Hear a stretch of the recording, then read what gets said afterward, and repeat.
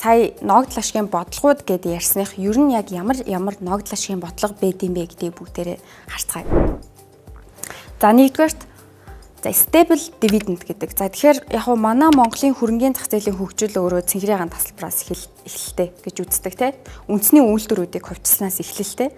За тийм ч учраас одоо өнөөдрийг хүртэл нэг 30 гаруй жилийн хугацаанд бол одоо Америк ч юм уу те өндөр одоо хөрөнгөний биржийн өндөр хөгжилтэй орнуудтай харьцуулахад харьцангуй одоо хөгжиж буй зах зээл гэж үзэж байгаа гэсэн үг. Тэгэхээр хөгжиж буй зах зээлийн хувьд бол мэдээж хөрөх чадварын, төвлөрлийн, ногдол ашигын бодлогын, засаглалын ч гэдэг юм уу олон одоо чаленжууд, асуудлууд бол хിവэрэ байсаар байгаа. Тэгэхээр үүний нэг нь бол ногдол ашигын бодлого.